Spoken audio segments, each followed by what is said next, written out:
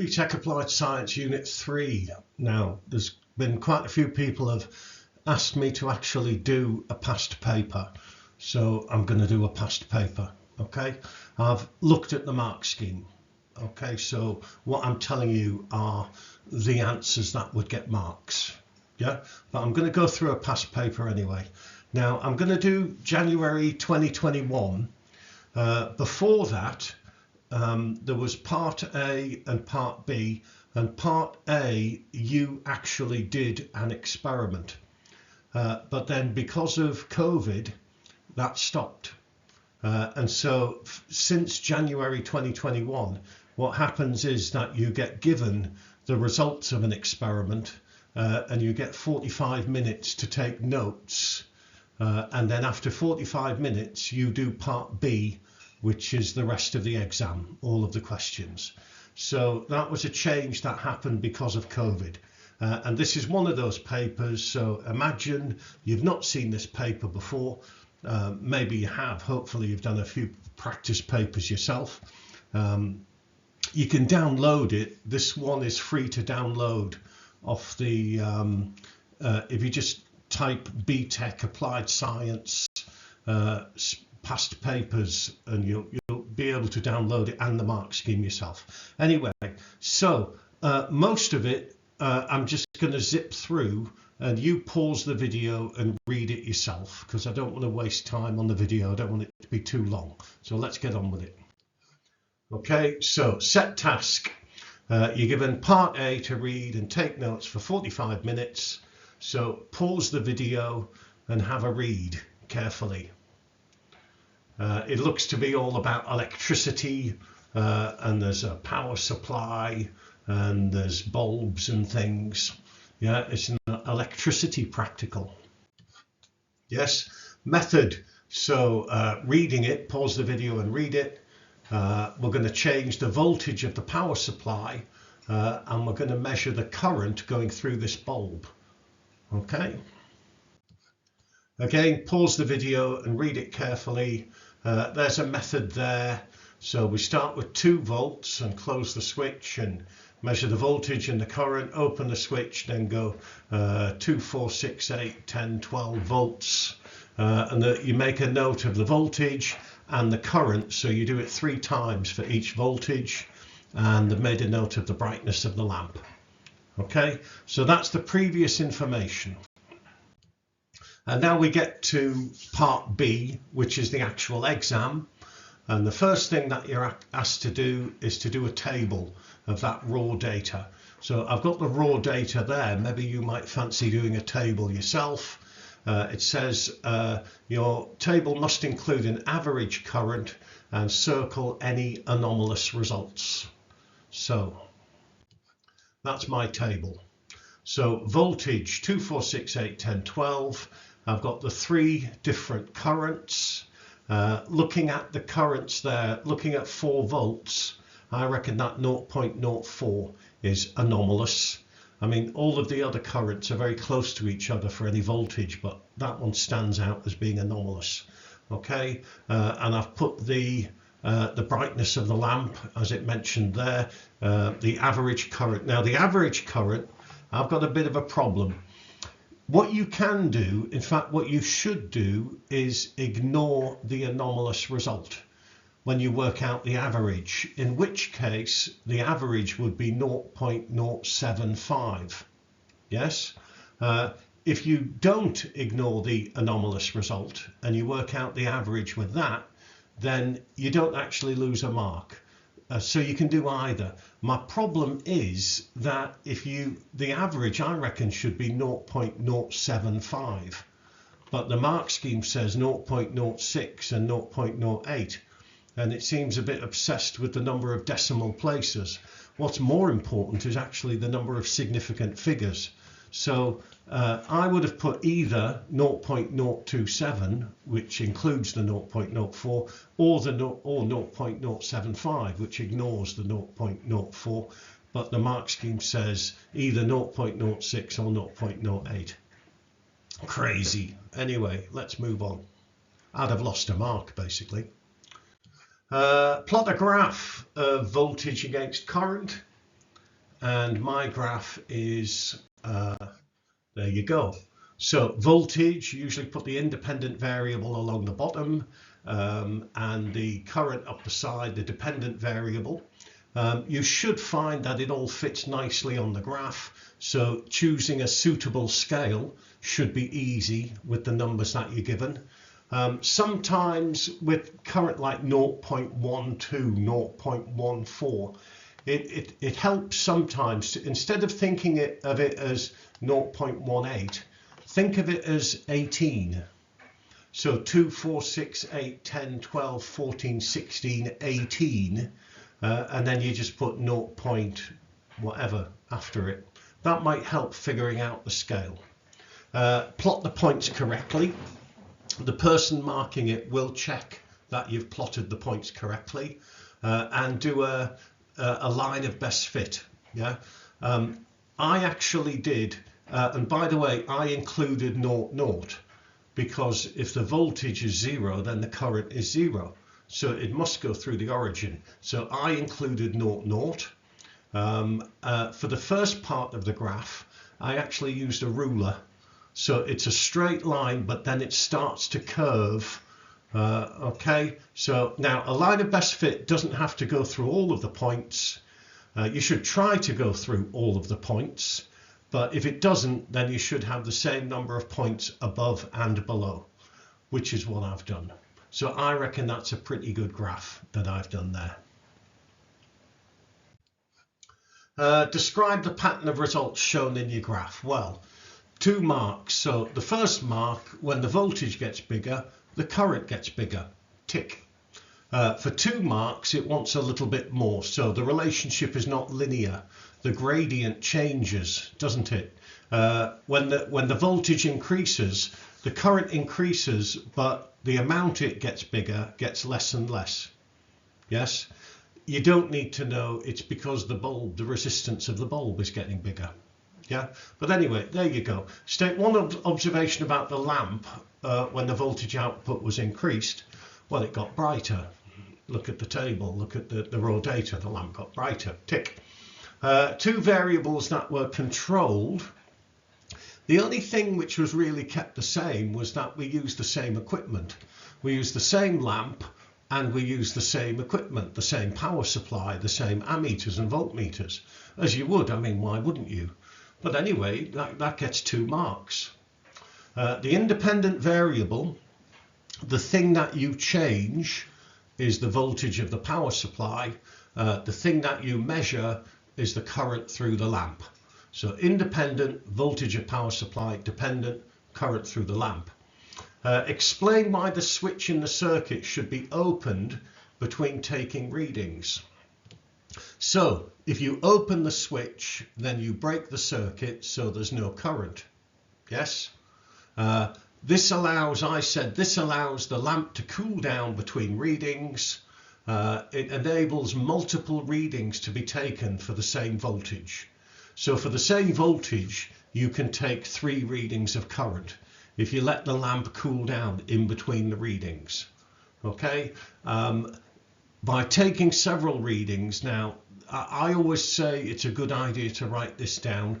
Taking an average minimizes the effect of random errors.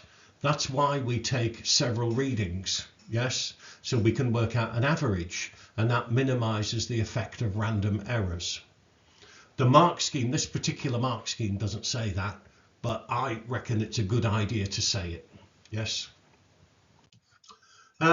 This is basically, you want to measure the voltage across the resistor, put a voltmeter in the circuit to measure the voltage across the resistor.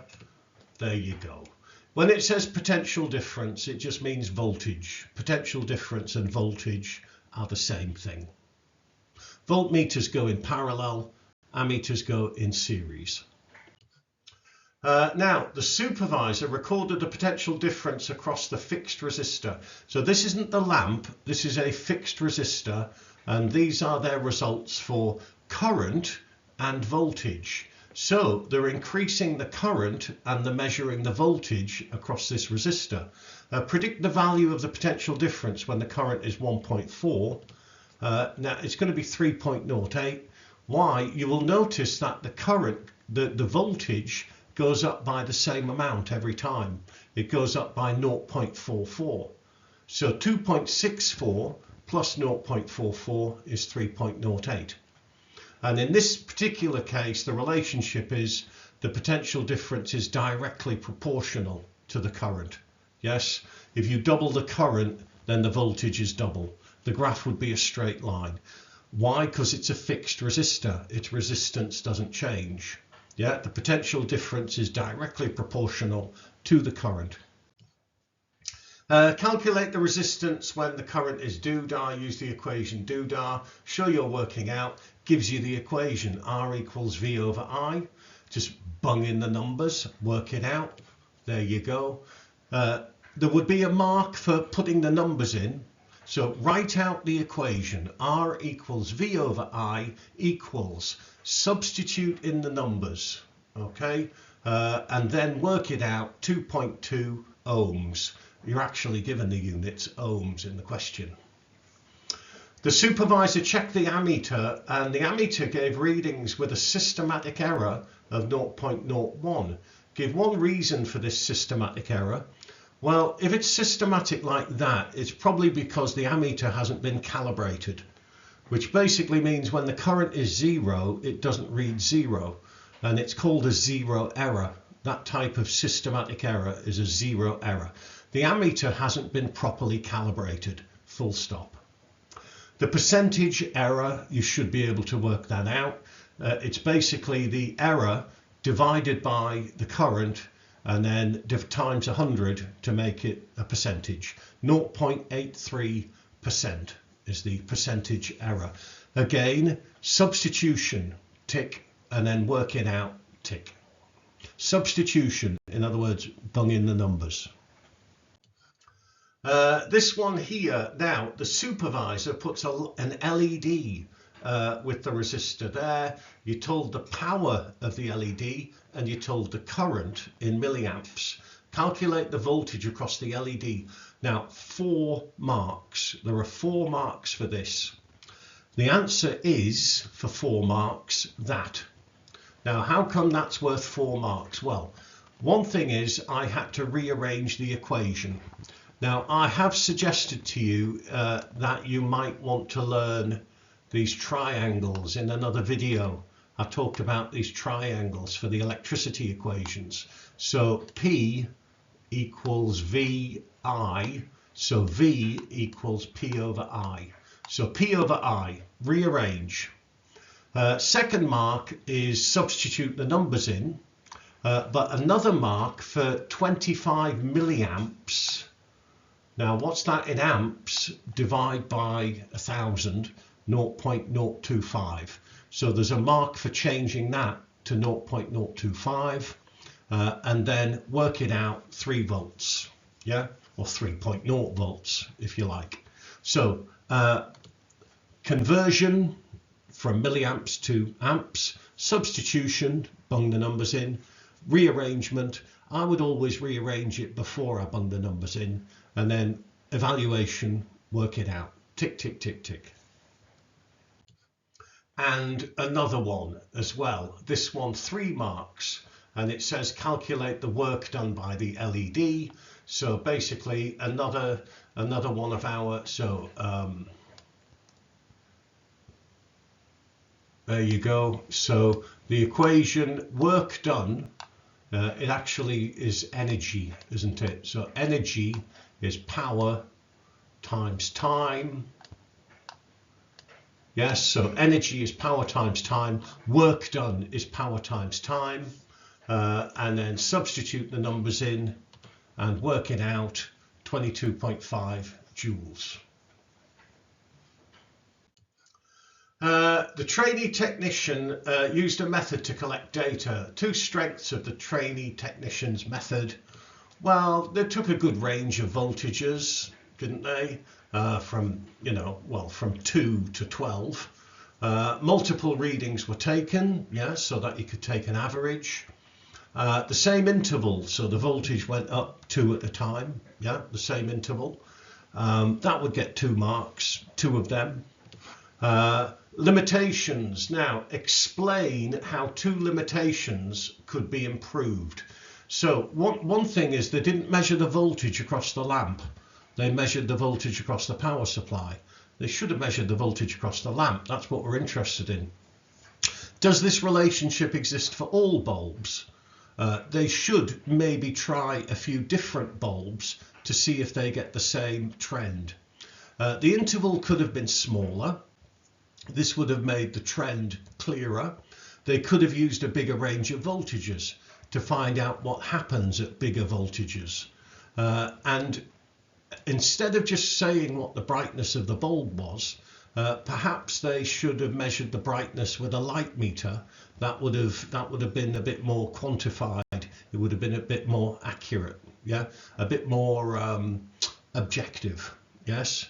So any two of those, but explain. So say why as well. Measure the brightness with a light meter. This would have been more accurate. Yes. Reproducibility and repeatability are measures of precision. Describe how the reproducibility. Now, do you know the difference between the two? What's the difference between reproducibility and repeatability? Well, reproducibility, which is what this question is about, is when somebody else does the same experiment with similar equipment, but at a different time, in a different place. Somebody else does the same or a very similar experiment and they get the same conclusions. Their graph looks the same. That's reproducibility. Somebody else reproduces the experiment. Repeatability just means that you do it again and get the same results. The results of an experiment are repeatable if the same equipment, the same method is used and you get the same results. So reproducibility, it's done by a colleague, the same or a similar method, but different equipment. Like, you know, voltmeter, ammeter, but a different voltmeter, a different ammeter. Different place and time. Then you compare the results and do you get basically the same trend? Yes. Do you get the same graph? In fact, if it's the same bulb, then, well, if it's the same bulb, then you should get the same currents for the same voltages. Okay, section 2. Now, this is designing an experiment, 12 marks. Read that, pause the video and have a jolly good read. And then I'll show you my method and explain what's going on. So, basically what's happening, this is my hypothesis. It's all about digesting starch. So you've got starch and there's this enzyme called amylase and it digests the starch, breaks it down into maltose. Okay, so you have a test tube with some starch solution in. You add a bit of enzyme. The enzyme goes nash, nash, nash, breaks it down. How do you know when it's broken down?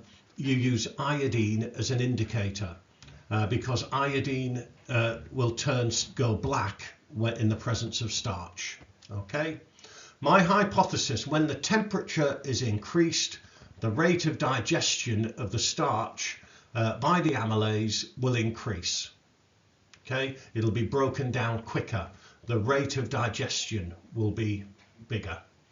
Why? I've talked a bit about this kinetic model. The reactants have more kinetic energy, so the reactants are banging into each other. So they'll hit each other more often and they'll hit each other with more energy.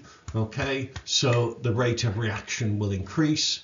I've also mentioned that the enzyme may stop working at higher temperatures because the enzymes are denatured. Don't say that they are killed because they're not alive, they are denatured. It changes the shape of the enzyme so that the active site doesn't really do the same job. Okay, so you should know this, you should have revised this, you should be rubbing your hands in glee because you know all about this. Anyway, that's my hypothesis. This is my method. you should have done a very similar experiment. Basically, set a water bath to 20 degrees centigrade, put a test tube containing 20 mils of 5% starch solution in the water bath in the test tube. I measured the volume with a measuring cylinder. Add 1 milliliter of 5% amylase solution and start the timer. And then every minute you take a few drops out with a pipette and you put it on this spotting tile, which has a little bit of iodine on. And what should happen is something like the first minute it goes black, the second minute it goes black, the third minute it goes black, the fourth minute it doesn't. And that's because the starch has been broken down. Okay, so take a few drops from the test tube with a clean pipette, put it on a tile containing a few drops of iodine. The tile should initially go dark brown, indicating the presence of starch. Every minute do this on another tile containing iodine. Note the time it takes for the tile not to go brown. Repeat it at this temperature and then do it at different temperatures, a range of temperatures. Notice I've actually given values. I've said the volume of the starch solution, the volume of the amylase, the concentration, what temperatures I'm going to use, how many different temperatures I'm going to use. I've mentioned all of the equipment that I am going to use. This is pretty much a standard technique that you should be familiar with. Okay, so that's my method. I'm using a water bath. What you can do is actually do colder than 20 degrees using ice. Yeah, you can actually do colder temperatures in your method if you wanted to. My independent variable is the temperature of the water bath. My dependent variable, the thing that I'm measuring, is the time it takes for the tile not to go black. In other words, the time it takes for all of the starch to be broken down. Control variables are the concentrations and the volumes of the iodine, the starch and the amylase, and the time interval. So they're all the same. Justifications, why am I doing this method? Because it's a standard technique which is known to produce reliable results. That's a good sentence that could go in any plan. Yes, this method is a standard technique which is known to produce reliable results. The range of temperatures is adequate to show a trend. At above 50 degrees, the enzyme is likely to become denatured, so it won't work. So I haven't done lots of higher temperatures. Okay, my results may show that it becomes denatured at the high temperatures that I'm using. And I've done repeats as well, so I can work out an average. What am I going to do with my results? I'm going to put it in this table. So you've got the temperature, you've got your column headings with units, you've got the different temperatures there. We'll do it twice for each temperature, so 1, 2, average. So calculate the mean time. To calculate the rate of reaction it's like what happens in a certain time. In this case, it's just 1 over the time. That will tell you the rate. And then I would plot a graph of the rate against temperature. Safety, I've mentioned that the water bath may get hot. If you're scalded by hot water, then you run it under a cold tap for at least 5 minutes.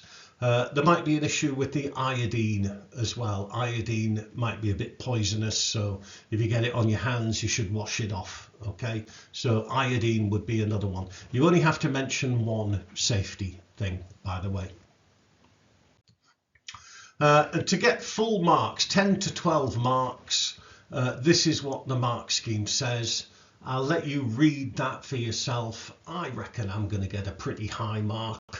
Yes, well, I get 12 marks. I think they'd be a bit stingy if I didn't get a very high mark anyway. Okay, this is evaluating. Question 5, we're going to evaluate somebody else's experiment. And this experiment is looking at the effect of pH. So pause the video and have a read, actually, would be a good idea. So pause the video, have a jolly good read. And basically this is somebody's method here.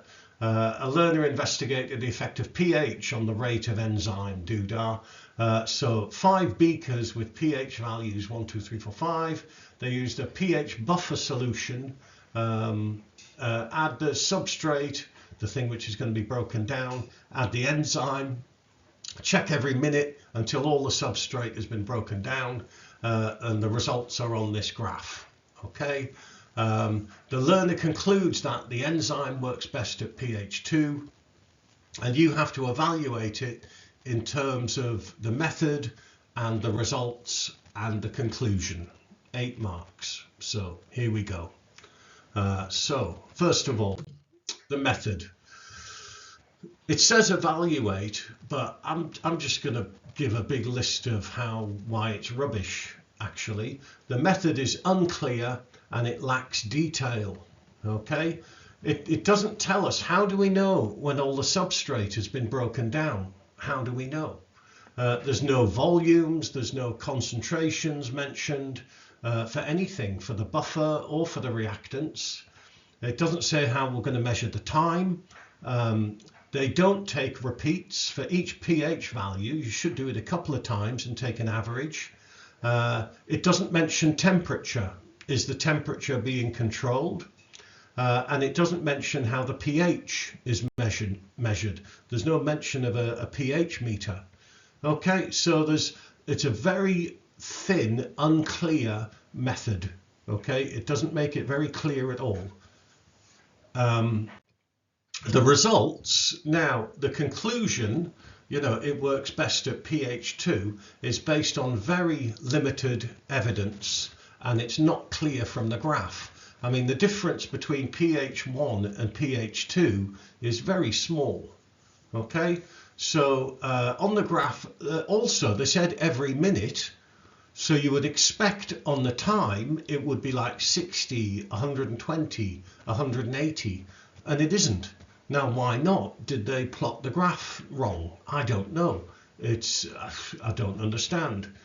Maybe they should have certainly done repeats for every pH. Maybe a smaller time interval might show the trend a little bit better. Certainly the interval for the pH values. So maybe do 1.5 and 2 and 2.5 and 3 and 3.5, etc. So a smaller interval, so more pH values, especially between 1 and 3, to make it clear if 2 is the optimum pH. So that's the method I've criticised and the results I've criticised. I reckon that's 8 marks worth. And that's it. Blimey, we're finished. So good luck in the exam. Yes.